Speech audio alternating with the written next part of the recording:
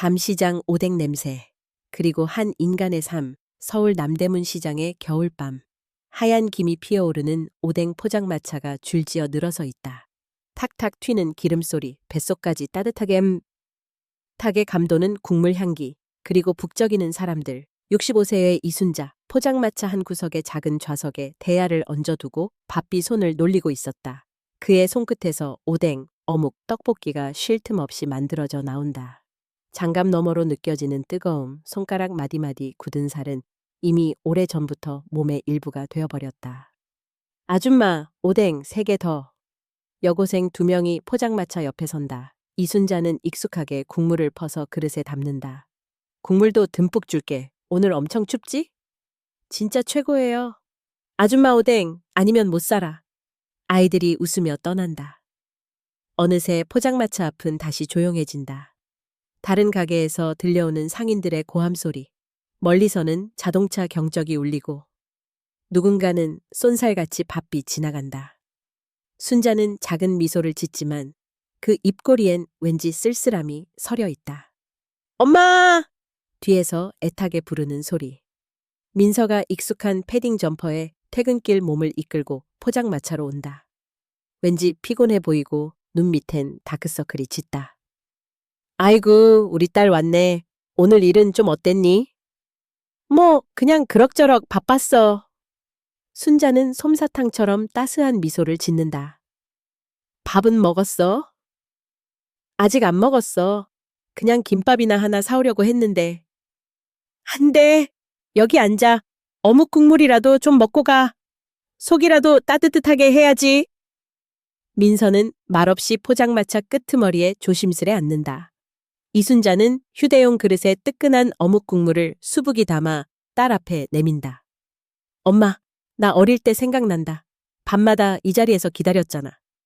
그땐 그래도 엄마도 얼굴이 더 밝았는데. 민서는 씁쓸하게 웃는다. 순자의 얼굴에 짧은 그늘이 스친다. 딸은 모를 거다. 사실 가끔은 지금이 그리 힘들다고 생각하지 않는다. 오히려 딸을 배불리 먹이고 이렇게 옆에서 볼 수 있다는 것만으로도 감사할 뿐이다. 엄마는 괜찮아. 너 이렇게 건강하게 커준 것만 해도 정말 고마운 거야. 그때 포장마차 앞에 초라한 복장의 노인이 와서 조용히 동전을 올려놓는다. 따끈한 국물 좀 주시오. 네, 여기요. 국물 많이 드릴게요. 이순자가 노인의 손에 뜨거운 그릇을 쥐어준다. 민서는 그런 엄마를 바라보며 한숨을 쉰다. 엄마, 너무 착하게만 굴지 마. 세상에 엄마처럼 착한 사람들이 살아남을 수 있는 곳이 아니야. 이순자는 조심스레 딸을 쳐다보고 말없이 웃는다. 밤이 깊어간다. 골목 유리창에 희미하게 비친 자기 얼굴을 바라보며 순자는 조용히 옛 생각에 잠긴다. 내가 언제부터 이렇게 살아왔지? 20년 전 순자도 한때는 당당했다. 인사동의 고급 호텔 프론트에서 일하며 손님과 직원 모두의 신뢰를 받았다. 매일 아침 호텔로 유니폼을 입고 들어서던 그 설렘. 그러나 모두 하루아침에 무너졌다. 호텔 소문사나운 딸바보 여사. 당시 호텔 임원의 부인이 이유 없는 시기와 모함으로 순자를 끝장냈던 그날. 내가 무슨 짓을 했다고, 대체 무슨 일이었더라? 순자는 문득 입술을 깨문다. 딸 민서가 그 기억을 알 리 없다. 잠시 후 민서가 전화기를 만지작거리며 나직하게 말한다. 엄마, 나 이제 가야 해. 내일도 아침 일찍 출근이야. 순자는 걱정스런 눈빛을 보낸다. 일이 너무 힘들면 그만둬도 돼. 엄마가 어떻게든. 민서가 단호하게 고개를 젓는다. 아니야, 난 꼭 버틸 거야. 이번에 포기하면 어차피 또 똑같은 일 반복돼. 그리고 엄마, 절대 그런 말 2번 다시 하지 마. 민서의 말에 순간 정적이 흐른다. 나 알아. 엄마가 나 혼자 힘들까봐 그런 말 하는 거. 근데 가끔은 그런 엄마가 미워진다. 내가 약해져도 좋은 딸처럼 엄마 기대에 부응하려고 버티는 것 같단 말이야. 순자의 얼굴이 굳어진다. 미안하다. 아니, 엄마가 미안할 게 아니지. 나도 그만 징징대야 하는데. 민서가 국물을 한 모금 벌컥 들이켠다. 순간 무언가 뜨거운 게 그녀 뺨을 타고 흐른다. 순자가 아무 말 없이 곁에 앉는다. 가만히 딸의 등 뒤를 어루만진다. 민서는 어릴 적처럼 엄마 품에 잠깐 기대본다. 밤 11시가 넘어간다. 주변 포장마차가 하나둘 불을 끈다. 어두컴컴한 남대문 시장 저편에서 순자의 친구, 중년의 상인 아주머니들이 가게 정리하며 모여 수군댄다. 순자야, 오늘은 신세 졌네. 가게 좀 봐줘서 고마워. 그럼 우리끼리 돕고 살아야지. 네가 제일 고생이지. 그 호텔 다닐 때가 그립지 않아? 순자가 고개를 절레절레 흔든다. 꿈 같은 소리지 뭐. 그때 일 생각하면 지금도 속에서 천불이 나. 한 아주머니가 말꼬리를 잡는다. 민서 그 집 시집. 돈은 많지만 인심은 별로 없다며? 친정엄마 찾아온다고 눈치 주고. 어이가 없어 진짜. 자기들끼리 잘났다고 목에 힘주고. 며느리만 사람 취급을 안 한다지 뭐야. 순자는 말없이 장갑을 벗고 손바닥을 매만진다. 난 제발 우리 민서가 불행하지 않았으면 좋겠어. 돈 많은 집이면 뭐해. 행복해야지. 아주머니들은 한숨 섞인 목소리. 하지만 눈빛엔 묘한 연대감이 번진다. 집으로 돌아가는 길. 순자는 우시장 정거장에서 버스를 기다리며 밤하늘을 올려다본다. 별빛도 도시에 너네 희미해져만 간다. 자꾸만 내일 아침이 두렵다. 민서가 진짜 얼마나 힘든가. 내가 옆에서 지켜보는 것밖에 해줄 수 없는 세월이 오다니. 휴대폰이 진동한다. 익숙한 번호, 민서다. 엄마, 나 오늘 너한테 너무 심하게 말했나 봐. 미안해요. 순자는 그저 미소 짓는다. 뭘? 딸이니까 다 이해하지. 내 딸이 세상에서 제일 소중해. 또 힘들면 언제든 엄마한테 말해. 엄마가 꼭 옆에 있을게. 민서도 잠시 망설이더니 작게 읊조린다. 고마워. 엄마, 나 진짜 엄마가 내 곁에 있어서 다행이야. 순자는 버스에 오르면서 창밖 붉은 간판 불빛 너머로 흐릿해져 가는 밤의 시장을 바라본다. 이 겨울, 이 오뎅 국물 냄새, 그리고 이 잃어버린 자신감. 하지만 아직은 끝나지 않은 인생이다. 장면 전환. 시장의 등불이 모두 꺼질 때쯤 순자는 오뎅 국물을 묵묵히 덜어내며 혼잣말처럼 중얼거린다. 나 더 이상은 당하고만 살지 않을 거야. 누구든 내 딸, 내 인생 함부로 건드리면 이젠 내가 먼저 맞설 거야. 그 얼굴에 소리 없는 결의가 번진다. 이 밤의 끝자락에서 순자는 스스로를 다짐하며 다시 한번 새로운 하루를 준비한다.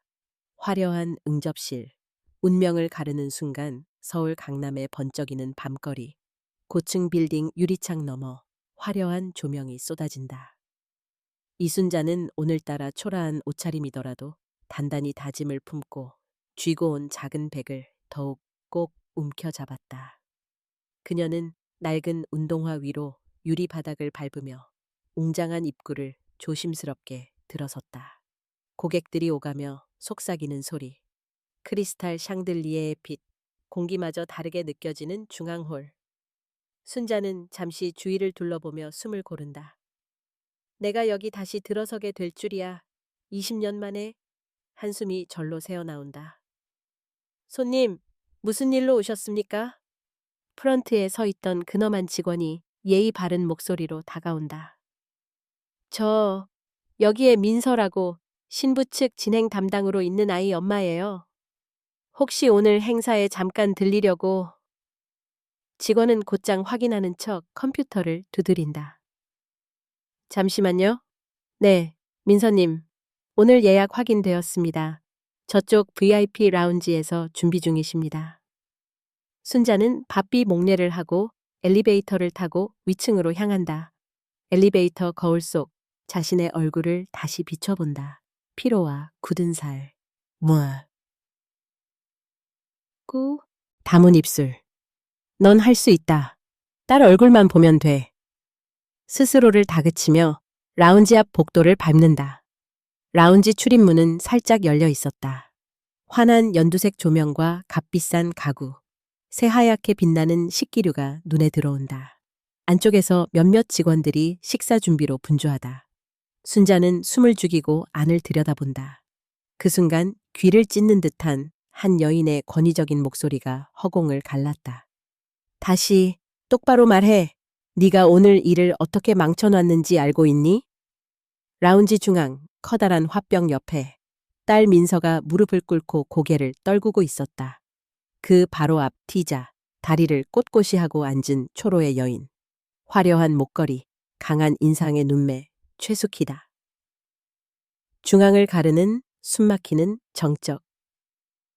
민서의 어깨가 덜덜 떨린다.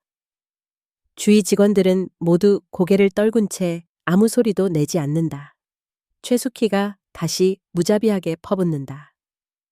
이런 부끄러운 실수를 어떻게 반복하지? 네가 감히 우리 집안 이름을 더럽혀? 직원들도 전부 내 무능함을 비웃는다.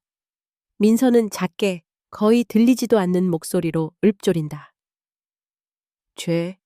죄송합니다, 어머님. 죄송? 그 말 한마디로 다 끝난다고 생각하니? 이게 집안 품위를 제대로 떨어뜨려 놨잖아. 너 같은 건 며느리로도 직원으로도 자격 없어. 민서가 온몸을 덜덜 떨며 눈물을 삼킨다. 순자의 두 손에 힘이 들어간다. 눈앞이 핑 돌고 귀가 욱신거리며 뜨거운 분노가 끓어오르기 시작한다. 주위 직원들이 웅성인다. 저게 무슨 꼴이야? 차라리 그만두는 게 낫지 않나? 하지만 아무도 감히 말리지 않는다. 그때 순자가 갑자기 문을 쾅 밀어젖히며 들어선다. 라운지 내의 모든 시선이 그녀에게 쏠린다. 당장 그만두세요. 최숙희와 직원들 모두가 놀라 뒤를 돌아본다. 순자의 목소리는 놀랍도록 또렷하고 분노로 가득 차 있다. 누구세요? 감히 지금 이 자리에 끼어들다니. 숙희가 냉랭하게 묻는다. 저는 이 아이의 엄마입니다.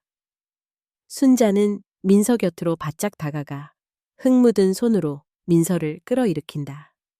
이런 식의 모욕 더 이상 못 참아요.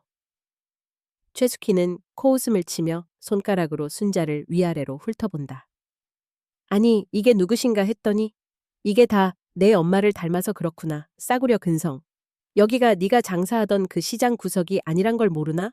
순자의 눈이 번쩍 뜨이며 그 말에 숨겨뒀던 상처와 분노가 한꺼번에 터진다.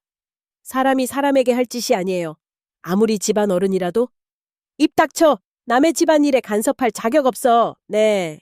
딸이 실수한 뒷감당을 네가 할 수 있나? 민서는 손만 꼭 붙잡고 미끄러지듯 엄마를 말리려 한다. 엄마, 제발 그냥 돌아가. 순자는 오히려 민서를 등 뒤로 감싸 안는다. 딸이 무릎 꿇는 걸 보고도 그냥 모른 척 하라는 거냐? 네가 무슨 권리로 이런 식으로 누군가를 밟아? 최숙희가 자리에서 벌떡 일어나 탁자를 쾅 치며 고함친다. 여기선 돈과 명예가 법이야. 네가 평생 구정물만 뒤적이던 그 나락에서 뭘 아냐? 감히 내 앞에서 소리치지 마라. 직원 하나가 조심스럽게 다가와 최숙희를 진정시키려 한다. 이사님, 손님들이 이제 곧 나가. 전부 나가. 그리고 너 민서. 내 집안을 망신 주고도 멀쩡하리라 착각하지 마. 민서는 머리를 푹 숙인 채 입술을 깨문다. 두 손이 떨린다. 순자는 참던 눈물을 쏟으며 분노에 떠는 목소리로 쏟아낸다. 우리 딸, 내 마음대로 가지고 노는 인형 아니야. 아무리 돈이 많고 권력이 있어도 남의 자식 인생을 이렇게 짓밟고 착취하지 마. 최숙희가 비웃으며 속삭인다. 어떻게 하겠단 거지? 어차피 내 딸도 돈 없으면 굶어 죽을 판 아니야? 네가 그래봤자 세상은 절대 안 바뀌어. 순자는 덜덜 떨면서도 민서의 손을 잡고 밖으로 끌고 나가려 한다. 하지만 민서는 한 발짝도 움직이지 못한다.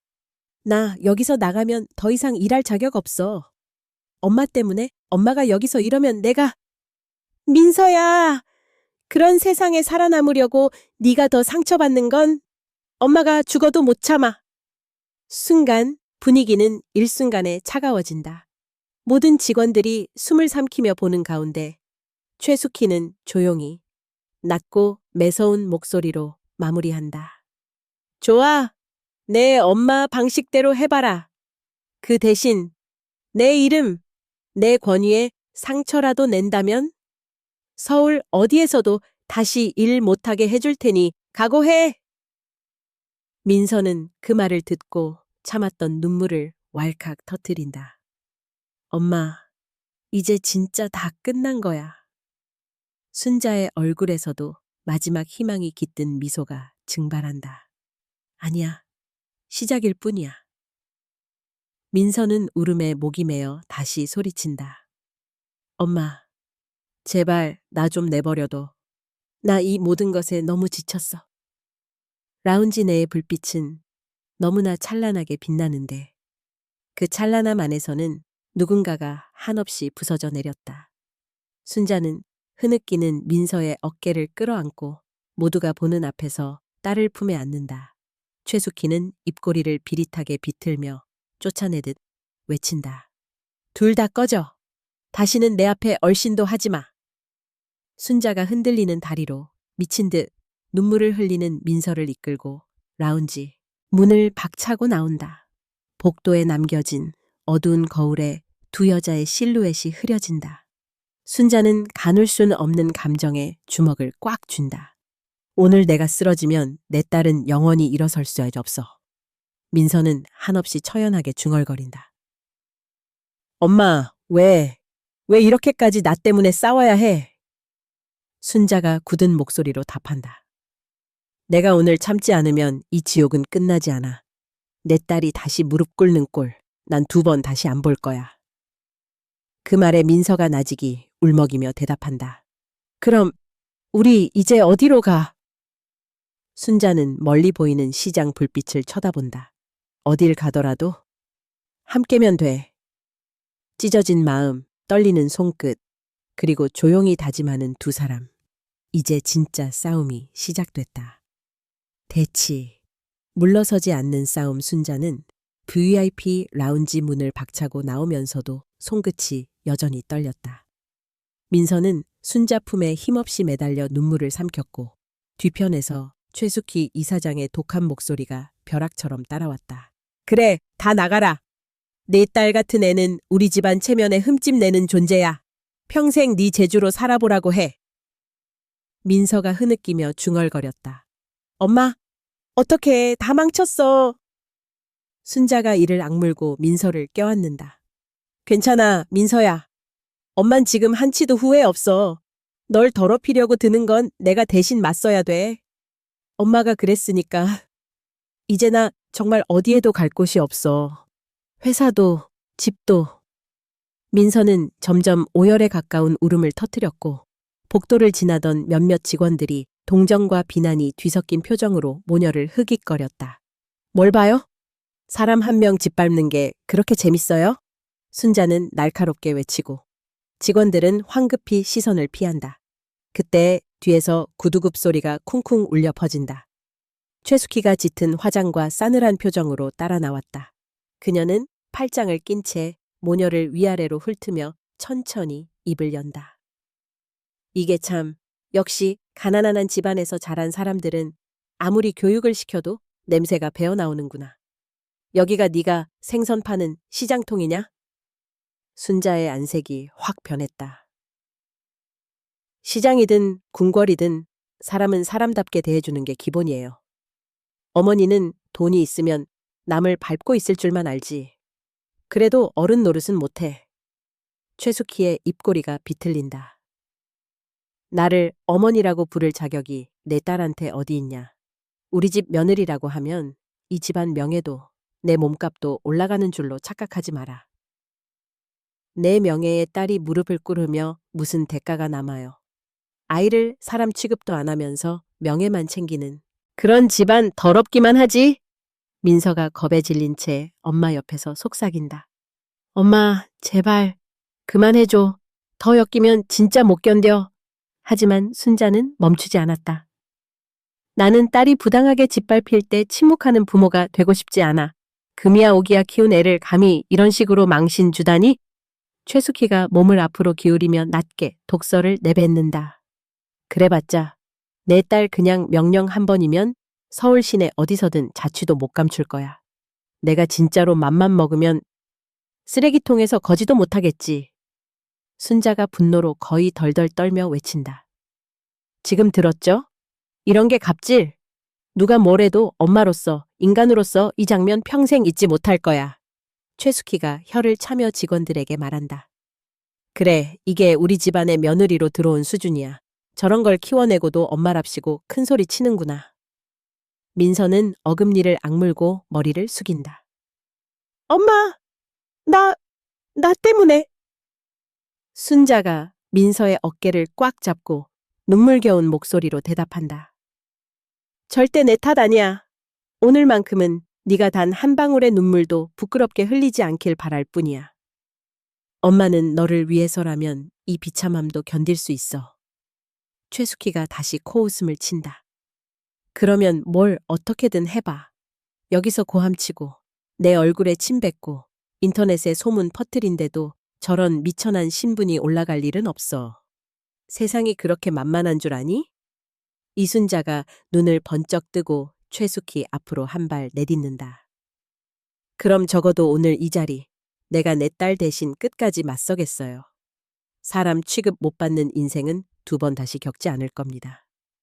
최숙희가 또렷하게 차갑게 눈을 마주본다. 그럼 법정에서 봐. 네가 할 수 있는 게 그것뿐이니까. 잠시 정적이 흘렀고 민서만이 흐느끼듯 중얼거린다. 엄마, 무서워. 우린 그냥 평범하게 살아갈 순 없는 거야? 순자는 딸을 끌어안는다. 괜찮아. 우리 둘이서 싸워보자. 오늘부턴 결코 물러서지 않을 거야. 최숙희는 코웃음을 친다. 그래, 어디까지 가나 구경해보지. 그녀는 마치 허공에 칼날을 던지듯 따발총처럼 쏘아붙인다. 명심해. 내 이름 밟고 지나갈 땐 그냥 뒤돌아봤을 때 네가 더 비참하게 무너져 있을 거란 걸. 순자도 만만치 않게 응수한다. 사람이 마지막에 남기는 건 권력도 돈도 아니에요. 진심과 용기, 그리고 기억된 이름이에요. 어머니가 그걸 배우는데 평생이 모자랄 거예요. 최숙희는 입을 굳게 다물고 문을 쾅 닫고 사라진다. 복도에 남은 순자는 분노, 슬픔, 그리고 냉철한 결의로 몸을 추스른다. 민서는 차가운 구두 소리가 사라진 뒤에도 한동안 멍하니 서 있다. 이제 우리 정말 끝까지 싸워야 해. 순자는 아이의 2 어깨를 감싸며 대답한다. 그래, 싸워보자. 네가 도망쳐도 내가 먼저 앞으로 나설 거야. 민서와 순자는 라운지 맞은편 의자에 멍하니 앉아 숨을 고른다. 한참 뒤 민서가 조용히 운다. 엄마, 나 솔직히 너무 무서워. 지금 이 모든 게 내 인생 한순간에 무너지는 것 같아. 순자는 딸의 손을 꼭 잡고 말한다. 엄마가 지켜줄게. 진실을 밝히지 않는 한 우리는 평생 또 끌려다녀야 해. 이젠 그만두자. 엄마랑 같이 맞서자. 민서가 비로소 고개를 끄덕인다. 엄마. 도망만 치지 않을게. 순자는 딸의 등을 두드리며 계약서처럼 굳게 맹세한다. 오늘부터 내 인생, 내 딸의 삶, 내가 다시 찾을 거야.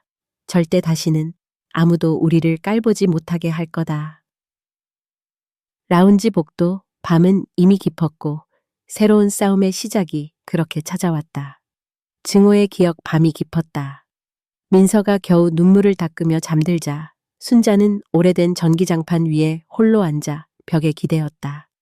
잠깐 눈만 감으려 했지만 뇌리에는 좀처럼 지워지지 않는 2 장면이 교차하고 있었다. 하나는 딸이 강남의 호화로운 라운지에서 무릎을 꿇고 눈시울을 삼키던 모습. 그리고 또 하나.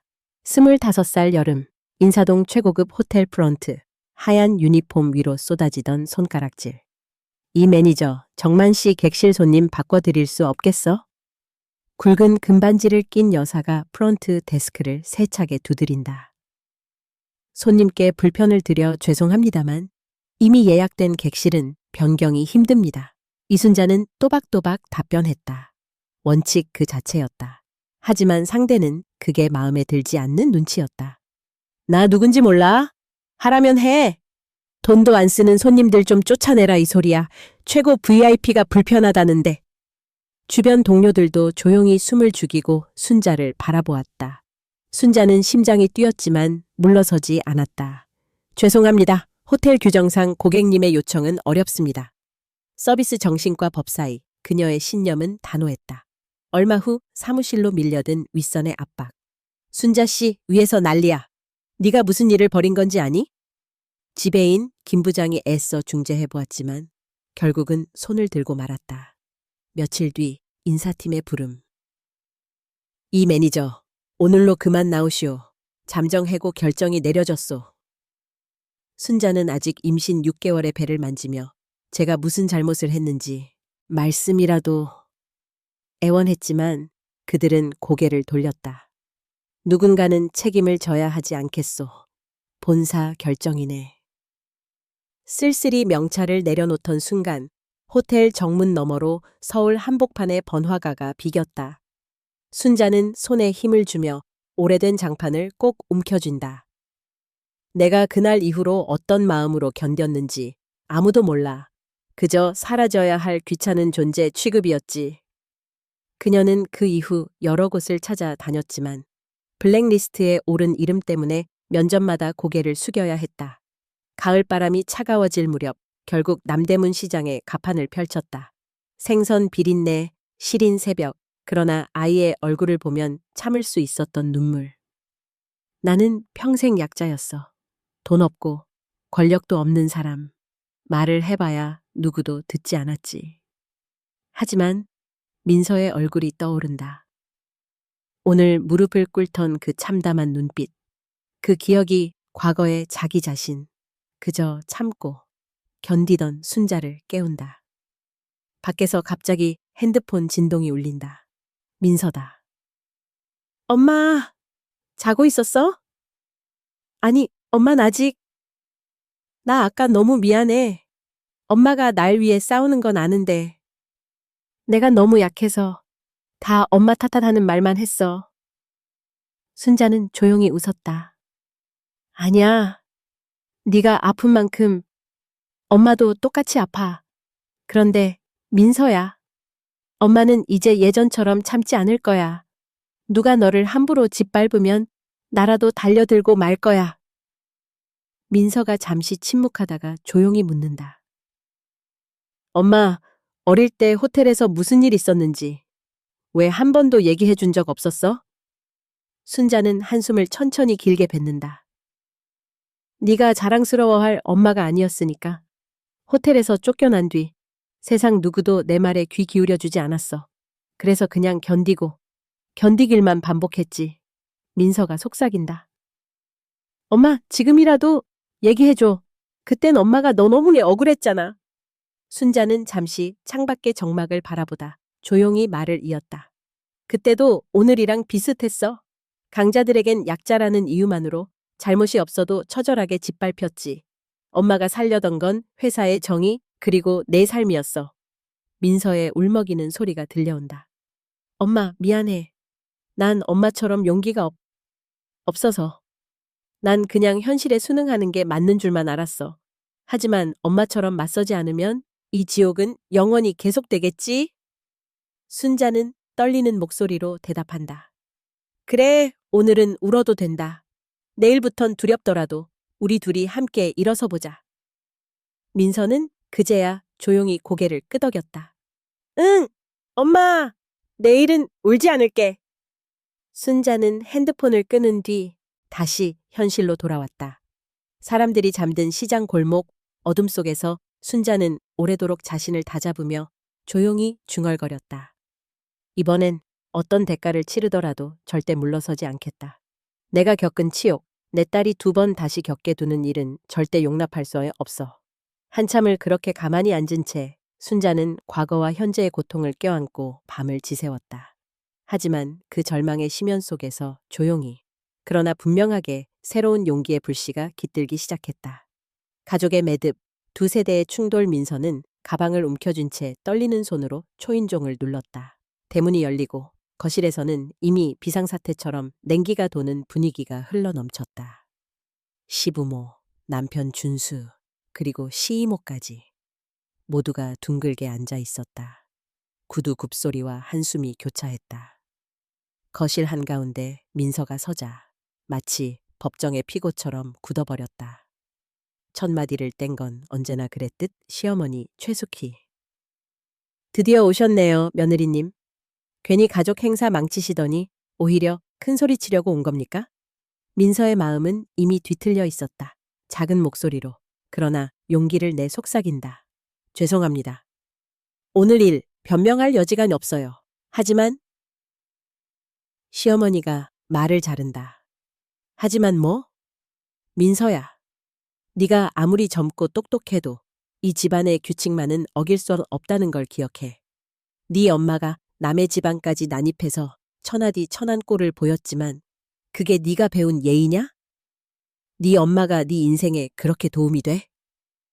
준수가 잠시 민서를 바라보지만 망설임 끝에 시선을 피한다. 엄마, 민서도 많이 힘들어서 그런 거니까 조금만 조용히 해. 네 아내가 이 집안 망신시켜도 너는 뭐 하나 변명해주지 못하니? 이게 진짜 남편이냐?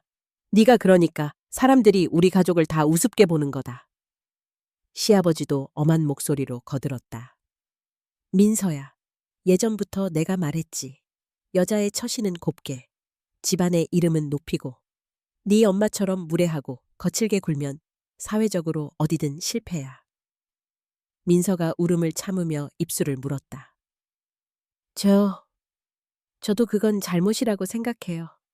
하지만 저를 한 번이라도 며느리로, 가족으로 대해주셨나요?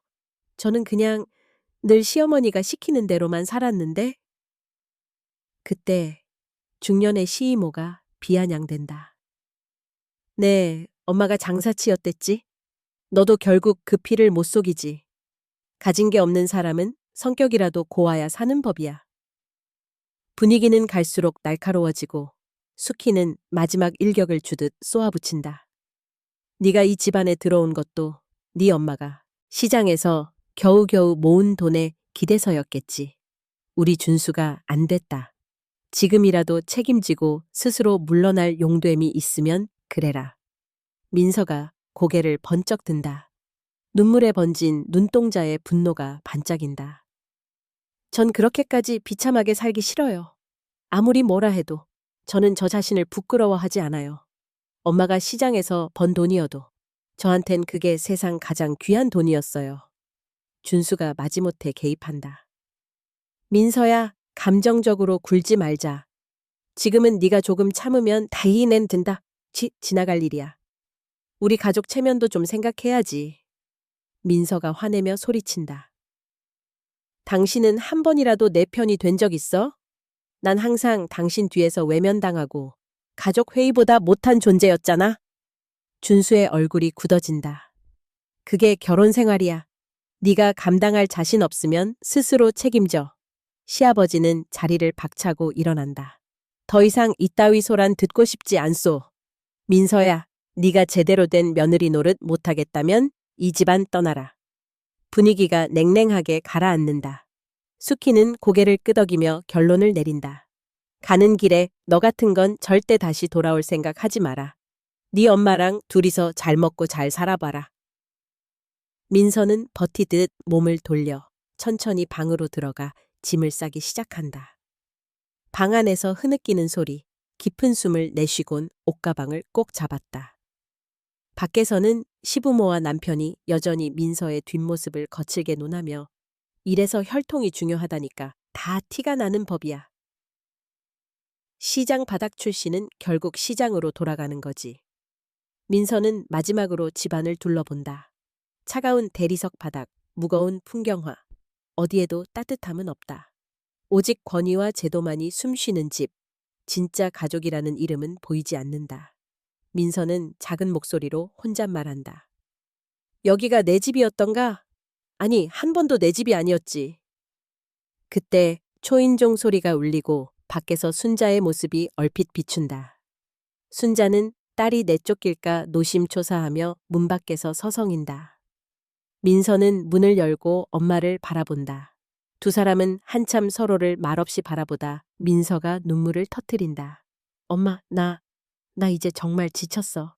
내가 왜 이렇게까지 살아야 하는지 모르겠어. 순자가 딸을 꼭 껴안는다. 괜찮아, 민서야. 네가 선택한 길이면 어디든 엄마가 같이 걸을 거야. 너만 내 옆에 있으면 돼. 수키의 문 밖 절규가 들린다. 야! 당장 꺼져! 민서! 내년 같은 거 다시는 이 서울 땅 밟지 마! 민서는 가방을 껴안고 현관문을 나선다. 순자가 딸의 손을 힘껏 잡는다. 둘이 길을 건너며 어둠 속에서 아주 잠시 멈춘다. 민서는 떨리는 목소리로 말한다. 엄마, 앞으로 어디 가야 할까?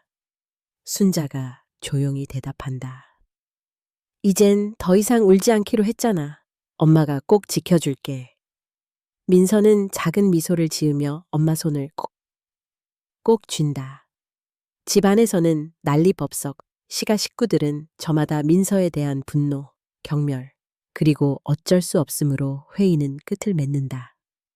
밖에서는 순자와 민서, 두 세대의 고독하고도 끈질긴 연대가 차가운 밤거리를 뚫고 새로운 길을 위해 한 걸음 내딛는다. 어둠 속에 적나라한 진실 서울의 겨울밤. 남대문 시장의 상점들은 하나씩 불을 끄고 쓸쓸하게 문을 닫아놨다. 순자는 식지 않은 국물을 덮으면서도 마음이 어둡기만 했다. 민서는 시댁에서 쫓겨나 작은 원룸에 짐을 옮긴 뒤 며칠째 방 안에 틀어박혀 세상과 등을 지고 있었다. 엄마, 나 이제 정말 모든 게 끝난 것 같아. 내가 이기적이었나 봐. 민서는 손톱을 뜯으며 혼잣말하듯 중얼거렸다. 순자가 무릎을 꿇다시피 딸 앞에 앉는다. 아니야, 아무것도 끝난 게 아니야. 우리가 진실을 밝히는 날이 올 거야. 엄마가 힘닿는 데까지 해볼 거니까. 민서는 고개를 돌려 벽만 응시했다. 진실? 엄마, 진실이 뭐가 중요해? 힘 있는 사람이 거짓을 진실처럼 만들면 약자는 그저 사라질 뿐이야. 순자는 딸의 떨리는 손을 잡아주었다. 그래도 엄마는 아직 포기 못하겠어. 네가 억울하게 당하는 걸 가만히 보며 사는 게 이젠 너무 두려워. 며칠 뒤 순자는 민서가 일했던 웨딩홀의 동료를 하나씩 찾아가 다른 직원들과의 대화를 시도했다. 하지만 모두가 조심스러운 눈빛, 벽처럼 굳은 표정이었다. 아, 저희도 참 안 됐죠. 근데 이런 일 휘말리면 솔직히 우리도 위험해서요. 최 이사님 성격이 워낙 아시잖아요. 잠깐만 말실수해도 바로 잘려요. 한 직원이 낮은 목소리로 속삭였다. 근데 민서 씨가 억울하긴 했지. 예전에도 그런 식으로 당한 사람 많았으니까요. 순자가 조심스럽게 묻는다. 혹시 증거 같은 건 없을까요? 음성 파일이나 사진이라도? 직원은 움찔하며 뒤로 물러섰다. 그런 건 없고요. 혹시라도 누구한테 말한 거 저희 이름은 빼주실 수 있죠? 정말 죄송합니다. 저도 가족이 있어서. 그는 급하게 사라져 버렸다. 순자는 허탈하게 복도를 걷다가 잠깐 머뭇거리는 한 신입 직원을 보았다. 저기, 혹시 이순자 씨 맞으세요? 네, 그런데요. 저 혹시 한번 연락이 올 줄 알았어요. 저 직장 내 괴롭힘 관련 영상을 올리는 유튜버 김수빈 씨 팀하고 연결돼 있습니다. 신입은 긴장한 목소리로 말한다. 최근에 웨딩홀 내에서 언어폭력을 당한 증거를 몇 번 캡처해둔 게 소문이 돌면서 기자들, 유튜버들이 탐내더라고요. 혹시 도와드릴 수 있을지 몰라서요. 순자는 망설였지만 딸의 억울함을 묻혀버릴 수는 없었다. 그런 증거 혹시 나눠줄 수 있을까요? 신입은 곰곰이 주변을 둘러보고 뭔가를 건넨다.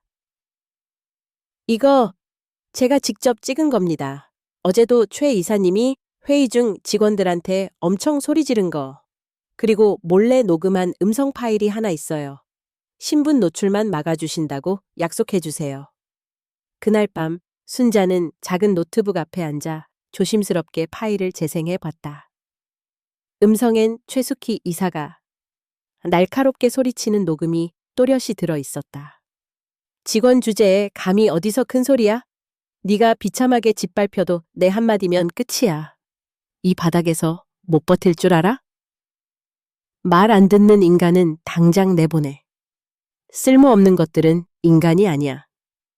말 끝마다 퍼붓는 모멸과 조롱, 떨리는 신입의 목소리, 회의실 창문 너머로 들리는 침묵. 순자는 손을 덜덜 떨며 재생을 멈췄다. 다음 날 신입의 소개로 김수빈 유튜버 팀과 와닿는다. 도시 외곽의 작은 카페. 두꺼운 안경에 강단찬 눈매에 김수빈이 노트북을 펼치며 말했다. 아주머니, 이런 일은 보통 쉬쉬하고 끝내죠. 하지만 이 정도 증거면 세상이 떠들만해요. 정말 세상이 바뀔 수 있을까요? 순자가 조심스럽게 묻는다. 수빈은 씩 웃는다. 예전엔 아무도 듣지 않았지만 지금은 다릅니다. SNS, 유튜브 이런 데선 진실이 아주머니 딸 곁에 설지도 몰라요. 하지만 혹시나 우리 민서가 더 피해받게 되는 건 아닐까요? 이런 영상이 돌면 그 애는 더 이상 서울에 설 곳이 없을지도. 수빈은 잠시 진지해졌다. 아줌마, 약자들은 늘 불안에 숨져. 근데 한 번만 용기 내 보셔요. 딸한테도, 세상에도 그것만이 살아남을 수 있는 진짜 길입니다. 조용한 카페 한켠, 수빈은 파일을 확인한 뒤 고개를 끄덕였다. 폭로는 제 몫이에요. 대신 아주머니는 처음부터 정의로운 피해 당사자. 그러니까 딸을 위해 싸운 엄마로 남으세요. 대가야 당연히 따르겠지만 적어도 침묵하지 않은 사람이잖아요. 순자는 한참을 망설이다가 결연히 고개를 끄덕였다. 집으로 돌아와 민서에게 모든 사실을 알렸다. 민서는 처음에는 두려워했다. 엄마, 나 너무 무서워. 그 영상이 퍼지면 사람들이 나만 더 이상하게 볼 수도 있어. 순자는 딸의 두 어깨를 꼭 잡는다. 민서야, 이제라도 우리가 침묵하면 잘못은 그 사람들이 했는데 우리가 영원히 죄인이 되는 거야. 엄마도, 그리고 너도 이젠 더 이상 뒤로 숨지 않기로 했으면 해. 민서는 오랫동안 침묵하다 다시 흐느낀다. 정말 끝까지 엄마 곁에 있을게. 절대 혼자만 싸우게 두지 않을 거야. 며칠 후 김수빈의 유튜브 채널에 직장 내 괴롭힘 내부 고발이라는 제목의 영상이 업로드된다. 최 이사장의 막말 녹음, 직원들의 증언, 민서의 침묵이 교차하는 편집. 업로드 이후 SNS, 사내 메신저, 포털 실시간 검색까지 웨딩홀 갑질 사건이라는 이름으로 파문이 번지기 시작했다. 시장의 겨울밤, 순자는 민서와 함께 노란 조명 아래에서 조용히 손을 잡았다. 그 손에는 두려움과 떨림이, 그리고 처음으로 진실을 외칠 용기가 깃들어 있었다. 이제 물러서지 않는다. 아무도 듣지 않던 우리의 목소리가 세상을 울릴 때까지. 미디어 전쟁, 밤을 삼키는 불꽃 유튜브에 올라간 강남 웨딩홀 내부 고발, 갑질 폭로, 영상은 하룻밤 사이에 조회수가 50만을 돌파했다. 익명 제보자와 피해자의 훈련되지 않았던 떨리는 목소리가, 그리고 녹음 속 수키의 독설이 생생하게 전파를 탔다. 직원 주제에 어디서 큰 소리야. 너 같은 건 인간도 아니야. 댓글란엔 분노, 공감, 비난, 희롱, 조롱이 뒤섞였다. 네티즌들은 반드시 처벌받아야 한다. 을의 반란을 지지한다는 목소리와 이 정도로 시끄럽게 할 일인가. 또 한편의 마녀사냥이라는 조롱성 댓글까지 얽혀 하룻밤 사이 전국적인 이슈로 번져갔다. 이른 새벽, 순자는 지직거리는 핸드폰 소리에 잠에서 깼다. 엄마, 나 너무 무서워. 헛소문도 돌고 내 SNS에는 욕도 쏟아져. 민서의 목소리는 또 다른 절박함에 흔들렸다. 순자는 딸의 손을 꼭 잡았다. 지금부터 시작이야. 우리는 숨지 않고 맞설 거야. 잘못한 건 우리 쪽이 아니잖니. 민서는 두려움에 눈을 질끈 감았다. 동이 트기도 전 언론사와 기자들의 연락이 웨딩홀로, 민서의 휴대폰으로, 순자의 시장 가게까지 빗발치듯 쏟아졌다. 실제 피해자인가요? 최 이사님 측 법적 대응 예고에 대해 어떻게 생각하십니까? 추가 증거는 더 없나요? 순자는 당황스럽지만 차분히 답했다. 우리가 내놓을 수 있는 건 이미 다 냈어요. 이제 모든 건 사회가 답할 몫입니다. 반면 수키는 침착하지 않았다. 그날 오후 언론 앞에 선 수키는 정교하게 세팅한 헤어와 강렬한 립스틱, 고급 수트를 걸쳐 입고 공식 입장문을 읽었다. 저는 단지 후배와 직원들을 엄격하게 훈육했을 뿐입니다. 건강한 조직 문화와 차세대 육성을 위함이었습니다. 기자들이 쏟아졌다. 녹음 파일 속 막말, 어떻게 생각하십니까? 대책을 마련하실 겁니까? 수키는 서슬퍼런 미소로 응수했다. 조작, 편집 가능성이 있습니다. 명예훼손과 허위사실 유포를 엄정하게 대응할 것입니다. 그 순간 라이브 방송 창에는 갑질, 멈춰, 의뢰, 반란, 진실은 어디 같은 해시태그와 또 거짓 해명, 권력형 괴롭힘이 쏟아졌다. 한편 순자와 민서는 작은 원룸에 숨은 듯 숨어 지냈다. SNS 메시지, 문자, 모르는 번호로 협박과 응원, 제안이 동시에 쏟아졌다. 너네 가족 때문에 회사 망하게 생겼다. 우린 항상 약자를 응원합니다. 절대 물러서지 마세요. 협상하면 얼마든지 합의하겠다. 이 모든 메시지가 민서의 눈앞에서 빙글빙글 돌았다. 민서는 고개를 숙였다. 엄마, 왜 이렇게 세상은 변하지 않는 걸까? 나만 이상한 사람이 되어가고 있다면 어떡하지? 순자는 고요한 목소리로 딸의 귀에 속삭였다. 네가 진실을 말했다는 사실만 잊지 마. 세상이 때론 못나도 네가 옳은 말을 한 건 반드시 누군가 기억할 거야. 다음 날 웨딩홀은 기자들과 시위대, 수군거림, 보이콧 운동으로 혼돈에 휩싸였다. 직원 중 일부는 피해자 증언에 동참한다는 노란 배지를 달고 나왔다. 반면 수키의 측근들은 단체로 민서를 험담했고 누군가는 회사 메신저로 고발자 색출에 혈안이 되었다. 민서는 불려나가 기자회견 석상에 앉았다. 수많은 플래시, 까칠한 질문들. 진정 피해자가 맞나요? 당신도 실수한 건 없습니까? 이번 사태 후회하시나요? 민서는 처음에는 아무 말도 못했고 고개만 푹 숙였다. 사회자의 안내로 마이크를 받자 손이 덜덜 떨려 마이크가 흔들렸지만 그 순간 어머니의 손길이 떠올랐다. 민서는 천천히 입을 열었다. 저는 피해자라고 당당하게 말할 수 있을지 아직 두렵습니다.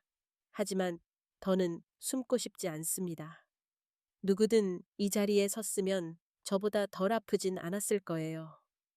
민서는 울컥 감정이 북받쳐 눈물이 볼을 타고 흘렀다. 제가 원했던 건 단 하나예요. 내가 내 삶을 내 목소리로 지켜볼 기회를 얻고 싶었어요. 이제부턴 저 같은 피해자들이 더는 침묵하지 않아도 되는 세상이 되길 바랍니다. 기자단의 침묵. 순자는 마치 딸의 뒷모습에 환하게 빛이라도 스며든 듯 뿌듯하게 바라보았다. 기자회견장 밖 시민들은 실시간으로 영상을 바라보며 공감과 논쟁, 비난으로 뜨겁게 떠들었다. 이번엔 꼭 처벌받길. 약자가 자기 목소리 내면 항상 이렇다. 진실은 어디에? 민서는 다시 한번 용기 내어 엄마에게 말했다. 엄마, 난 더 이상 도망치지 않을래. 진실이 뭐든 이제 내 몫으로 버텨볼게. 순자는 딸을 꼭 껴안았다. 잘했다, 민서야. 세상이 완전히 변하진 않더라도 네 목소리는 분명히 세상을 조금씩 움직이고 있어. 그 밤 마치 거대한 불길이 어둠을 가르듯 진실을 향한 작은 목소리가 세상 끝까지 번지고 있었다. 마루의 방역, 권력 앞에 주술 미디어의 열기는 식지 않았다. 아니, 점점 뜨거워졌다. 수키는 대형 로펌과 법률 자문단을 고용해 이번 사태를 저급한 내부 유언비어로 규정하며 언론전을 시작했다. 전국의 매체와 SNS에는 순자, 과거 호텔에서의 절도, 민서, 불량자와의 내통설 등 허위 정보가 속속 올라왔다. 기자의 마이크 앞에 선 수키는 냉랭하게 외쳤다. 정확히 말씀드립니다. 순자 씨는 이미 수년 전 인사동 호텔에서 금전 분식, 즉 도둑질로 해고된 전력이 있습니다. 그 딸도 명백한 피해자인지 곰곰이 생각해 볼 필요가 있습니다. 저는 명예훼손과 업무방해로 민형사상 조치를 강력히 취할 계획입니다. 순자는 TV에서 그 소식을 들으며 심장이 내려앉는 기분에 몸을 못 가눴다. 인터넷에는 악의적 루머와 욕설, 모욕이 본물처럼 쏟아졌다. 알고 보니 그런 집안이네. 지나치게 티내면 다 이유가 있는 법. 갑질 피해자? 웃기고 있네. 시장 상가 어귀에서도 퀵 기사와 단골 손님들까지 순자를 힐끔거리며 한마디씩 냈다. 맞다며? 그래서 그 집안 그런 딸 낳을 줄 알았지. 순자는 막다른 골목에 몰린 짐승처럼 모멸감을 삼키며 하루를 버텼다. 민서는 침잠했다. 원룸에 틀어박혀 침대 밑에 몸을 움츠린 채 스마트폰에서 끝없이 떠오르는 악플과 조롱, 동정, 외면을 받아냈다. 시댁 가족들도 무심하게 전화를 끊었고 친구들조차 괜한 일에 휘말렸다는 식으로 거리를 뒀다. 엄마, 모두가 우리가 거짓말했다 해. 난 이제 더 이상 아무데도 설 자리가 없는 것 같아. 순자는 민서를 품에 안고 흐느꼈다. 미안하다. 엄마가 다 지켜주지 못해서 괜한 용기를 부추겼나 싶어. 하지만 절대 네가 잘못한 게 아니야. 우리가 지켜야 할 건 진실과 스스로의 자존심이야. 그러나 자신감과 결의는 점점 옅어지고 있었다.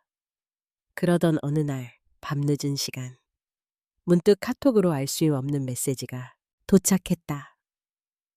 EBS 뉴스에서 제보자 동행 인터뷰. 우리 얘기 해볼 생각 있습니까?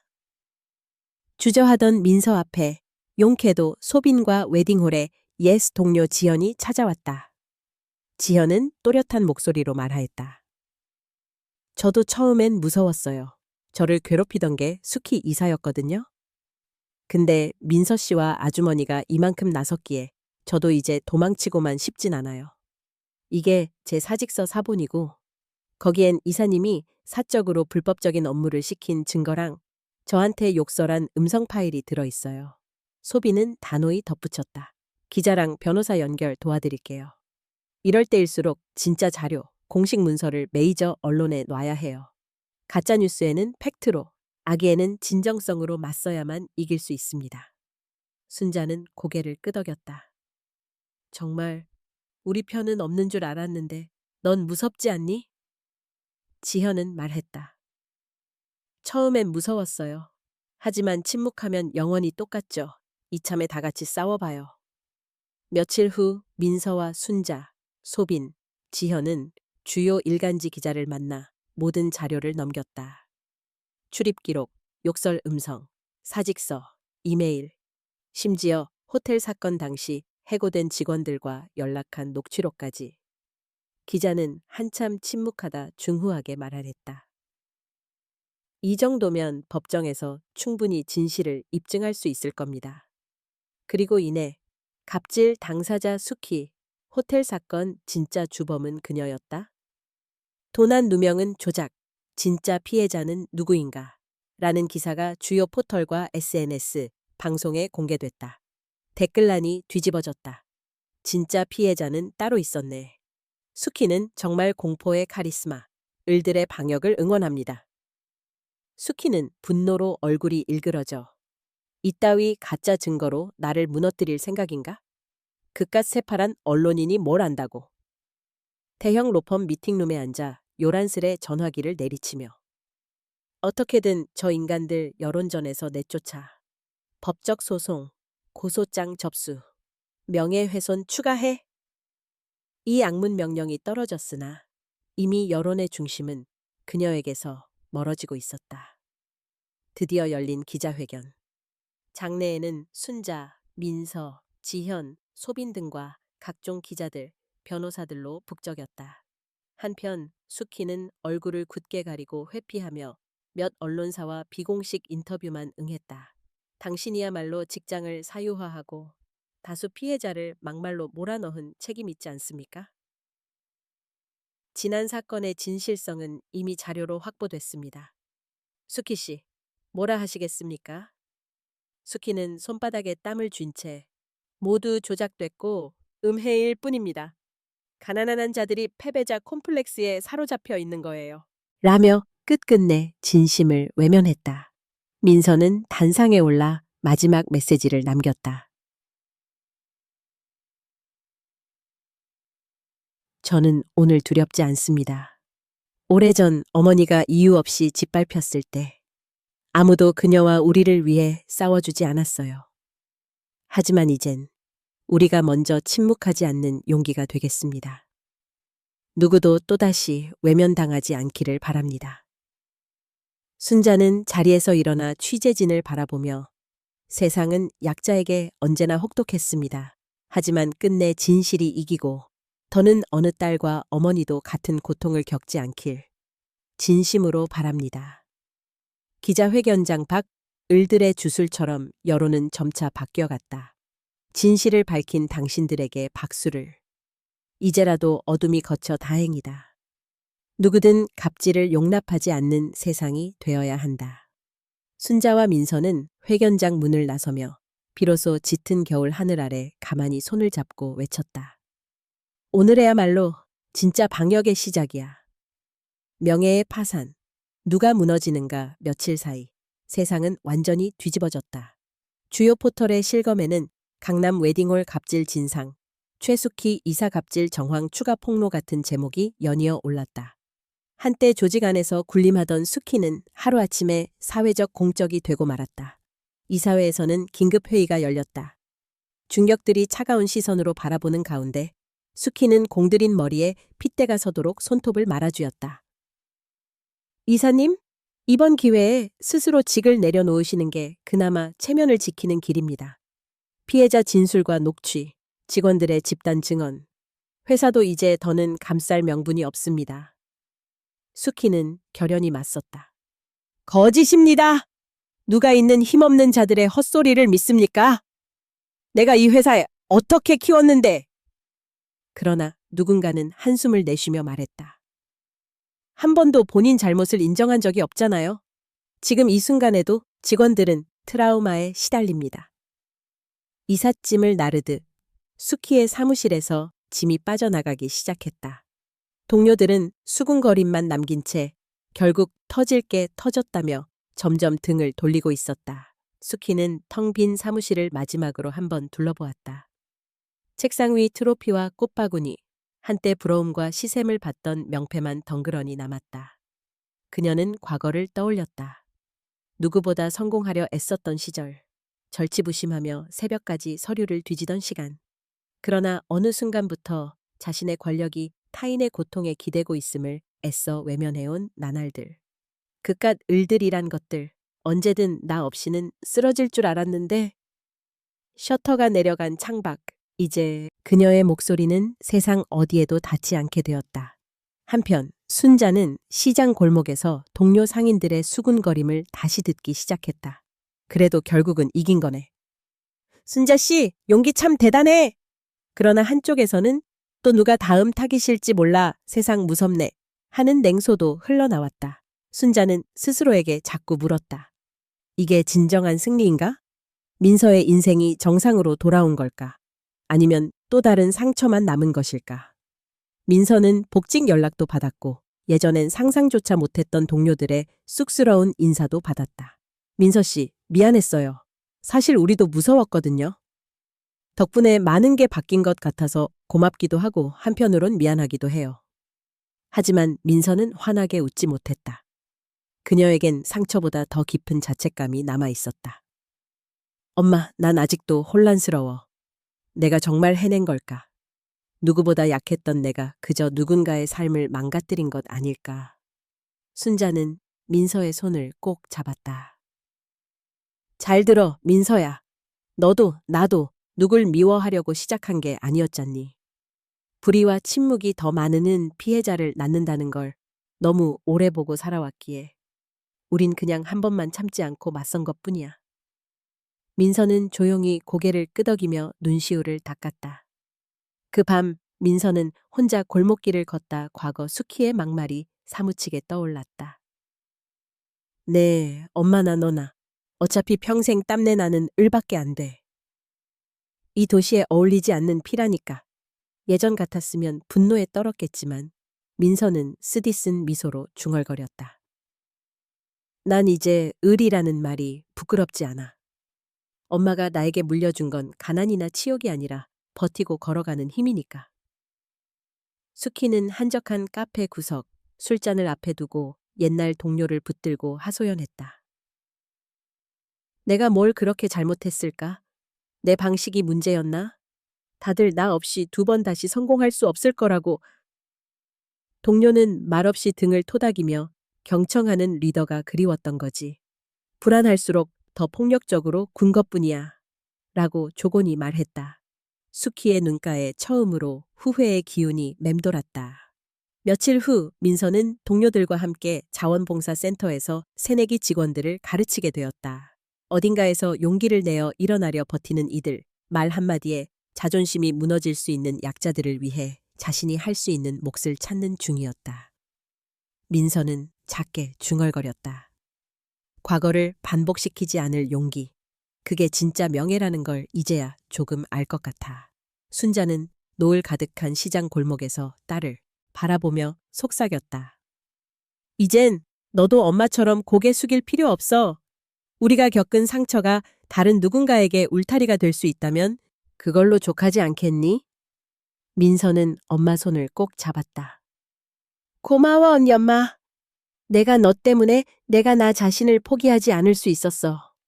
그 대화 너머 명예를 잃은 자와 명예를 되찾은 자, 그리고 아직도 그 길을 걷는 수많은 민서와 순자. 그들은 오늘도 진짜 무너지는 건 무엇이고 진짜 끝내 이기는 건 무엇인지 스스로에게 되묻는 중이었다.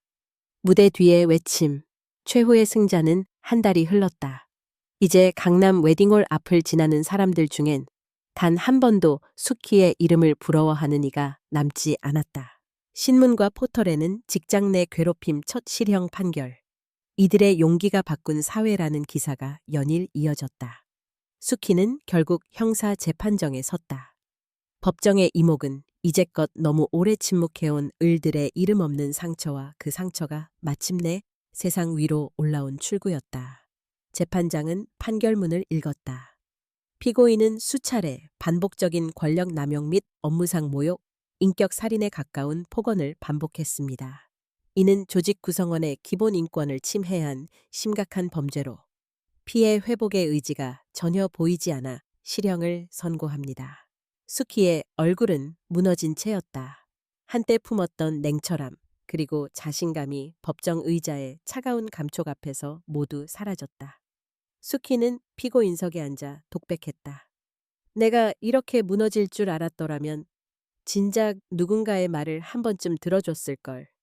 그 목소리는 호련히 구석진 법정에만 맴돌았다. 그 시간 순자와 민서는 서울의 북적이는 길거리 한복판에 있었다. 더 이상 몸을 움츠리거나 시선을 피하지 않았다. 한동안 많은 사람들이 순자와 민서의 얼굴을 알아보고 묘한 시선을 주었지만 이제 그들도 일상 속 자신만의 평온을 공부하듯 익히고 있었다. 어느 날 낡은 국밥집에서 따끈한 국밥을 사이에 두고 모녀가 조용히 웃었다. 엄마, 나 요즘 신기해. 가끔 사람들이 나한테 조언을 구하러 와. 민서가 말했다. 그래야지. 내 목소리가 이제 다른 사람한테 힘이 될 수 있잖니. 순자가 머리를 다정하게 쓰다듬었다. 그날 저녁 젊은 여성이 문을 열고 조심스럽게 들어왔다. 그녀는 잔뜩 긴장한 채 입을 열었다. 혹시 뉴스에 나오셨던 이민서 씨 맞으세요? 저도 회사에서 오랫동안 비슷한 일을 겪었는데 이젠 아무것도 두렵지 않다는 용기가 필요해요. 조언 좀 해주실 수 있나요? 민서는 멈칫했지만 이내 부드러운 웃음으로 답했다. 저도 한때는 말 한마디 내뱉는 게 너무 무서웠어요. 하지만 누구라도 용기를 내면 결국 세상은 조금씩 변한다고 생각해요. 저 역시 그걸 행동으로 보여주고 싶었을 뿐이에요. 여성은 눈시울을 붉혔다.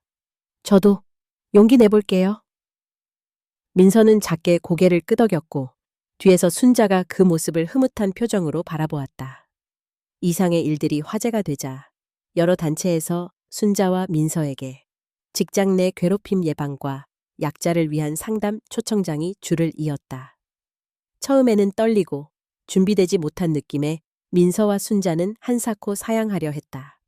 그러나 어느새 그들은 작은 용기와 작은 행동이 세상에 파문을 일으킬 수 있다는 의미를 깨닫기 시작했다.